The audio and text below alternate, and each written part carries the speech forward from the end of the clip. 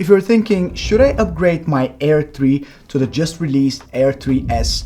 This video is for you. As somebody who's been flying both of these drones a couple of weeks before their official release, I think I have a pretty good idea what these drones stand for, what are their strengths, what are their weaknesses, and have quite a good impression of how they perform in different scenarios as well. So even though these two drones look quite similar, they're also very different from each other, mainly because of two specific reasons. Reason number one is this LIDAR sensor here on the front of the drone, and this is one of the biggest new things that we are seeing on this drone and one of the best safety features that DJI could ever introduce. This is a feature that many people have been requesting for years now, and I think in the future there won't be any drone without a LiDAR sensor on the front, simply because of how good it actually is. So what the LiDAR sensor essentially is an always working sensor that is here on the front. You will see it if you try to record your drone while it's powered on. It's always blinking. There's a red light here just in the middle of that sensor,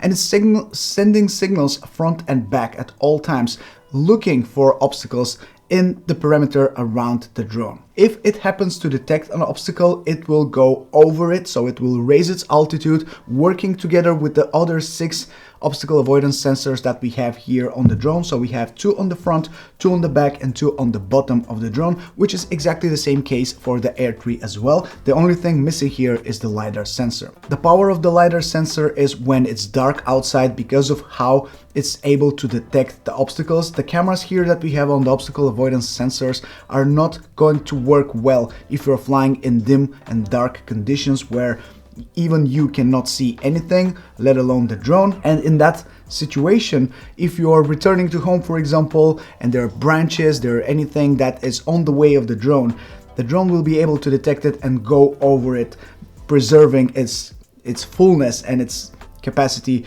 as a unit, as opposed to the Air 3 or any other drone that doesn't have that feature, which will probably crash into it. So it's really up to you to decide whether that's a justified upgrade feature that will make it worth it for you. The other one is, of course, the camera. So we have 2 cameras here again. Similarly to the Air 3, we have a set of cameras. One is a 1-inch sensor, the main sensor of the camera, 24mm f1.8. That is improved significantly compared to the Air 3. This again shines the most, especially when combined in dark environments, dark situations, simply because of the bigger sensor size and because of the new algorithms that these cameras use. Similarly to the Osmo Action 4 and the Osmo Action 5 Pro, which we saw recently, the update that DJI made to these action cameras, we have a bigger sensor with lower bitrate. So the bitrate of the Air 3 is 150 megabits per second, whereas on the Air 3S we have 130 megabits per second. But I can definitely tell you that the quality is better on the Air 3S, simply because of those algorithms, the way the processor works to get the image when recording it with this Air 3S. The second camera that we have here is a telephoto camera, 1/1.3-inch CMOS sensor with an aperture of f2.8. This is the 70mm lens on the Air 3S. Very similar to the one on the Air 3, but that is the main difference. That's just the internal side of things, how the processor is working with that lens to give you the final image. The cool thing about the Air 3S is that now both cameras support exactly the same features, exactly the same frame rates, exactly the same resolutions, color profiles, ISO values. Everything is shared between those 2 cameras and it's exactly the same. So you no longer have to have different settings on the different cameras. They now work and look exactly the same, minus the fact that they use different focal length, of course. You have a maximum frame rate and resolution of 4K 120 frames per second on the Air 3S, whereas on the Air 3 it's 4K 100 frames per second, so a slight bump up on the Air 3S. Because of the bigger sensor that the Air 3S, not only you have better image processing and better image optimization during daytime, you also have better and higher ISO values during nighttime. This is again one serious thing. If you're looking to upgrade to the Air 3S, you have to think about how often you're going to use it at night, because this is where it really beats the Air 3. So if you're using the normal color profile and you want to fly at night, both drones offer a maximum value of 12,800. However, the Air 3 does it in its dedicated night mode, which you have to separately go into, and that applies some noise reduction to your footage as well. Whereas on the Air 3S, it's just built in the normal video mode. You have a maximum ISO of 12,800 in normal color profile. If you want to use D-Log M, however, this is the difference between the two. You have a maximum ISO value of 1600 on the Air 3 and 3200 on the Air 3S. So it allows you to have a little bit more high ISO if you still want to shoot in D-Log M during nighttime, which, by the way, I don't recommend you to do. Talking about normal color profile and your footage, there's one major thing that I want to mention, especially if you're not a big fan of D-Log M and you don't want to color grade your footage. Let's say you just want to stick to normal color profile and you just want to record with your drone. Well, on the Air 3, all of your shots will be in 8-bit, whereas on the Air 3S, you will have a lot more information in your footage, even in normal color profile, as your footage will be shot in 10-bit. And to conclude the chapter about the cameras of both of these drones, let me be clear about one thing. You can achieve great results, spectacular footage with both of these drones. There is no magic solution that will make your footage absolutely stunning without having the basic knowledge of flying smoothly, using your perspectives and different angles to your advantage, having ND filters on, using the right shutter speed, using the correct ISO values. Those are things that are fundamentals and they are the ones that you really need to focus on.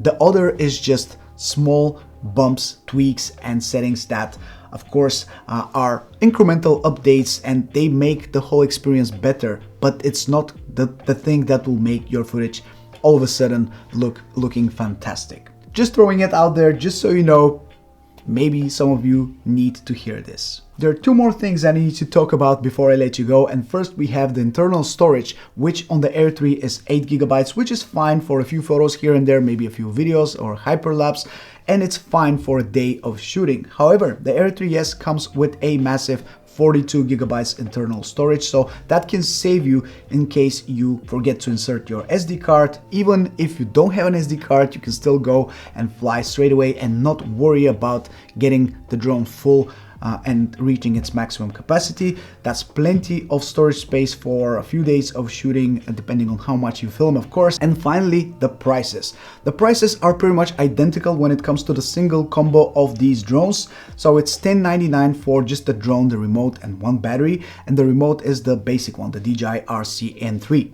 However, if you want to get the Fly More package, which comes with a few more extras, a few more batteries and ND filters and accessories, then the price is a little bit different. So we have $15.99 on the Air 3S and $15.49 on the Air 3 for the Fly More combo. If you are already an owner of the Air 3, you already know that. So it's a $50 or euro increase in terms of the price for the Fly More kit for the Air 3S. So DJI is slightly bumping up the price, but it's keeping the same price for the basic combo. You can get just the drone if you want, because you can use the batteries from the Air 3. They are pretty much the same. They're slightly smaller in terms of milliamp hours, but they work, they power on the drone. It's tested and confirmed. So you can just buy the drone and use it with your own remote that you have on your Air 3, for example, which I think will be a good deal and good choice if you happen to do that. But if you're buying the drone all at once, purchasing it or when it's brand new, then it's $15.99 for the Fly More package. Now, do I think it's a worthy upgrade if you're coming from the Air 3? Both yes and no. It's a massive yes in terms of performance and flight characteristics and the new improved safety features with this LIDAR sensor and the new 1-inch sensor, which is great not only at night but also during daytime, but especially at nighttime. It makes the biggest difference, mostly at night. So it's really up to you to decide if you are going to fly at nighttime, if you're capturing a lot of sunrises or sunsets. This is where the drone really shines and outperforms the Air 3.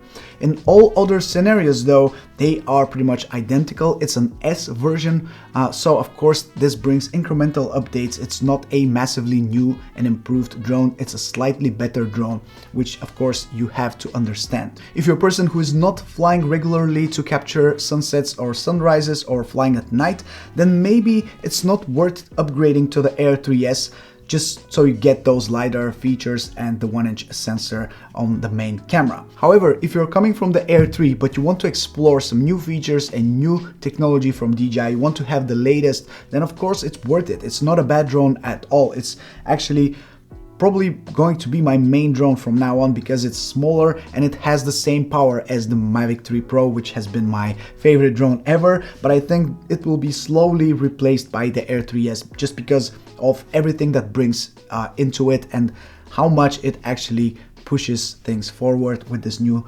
technology with the LiDAR sensor. I hope this video has been informative enough for you to decide whether you want to upgrade and you want to get the new Air 3S. There will be links in the description if you want to support my channel, if you want to get the drone from DJI. There will be an affiliate link down below. Thank you so much for watching this video. Please guys, let me know what do you think about the new Air 3S down in the comments, whether you are looking for an upgrade and whether you're keeping your Air 3.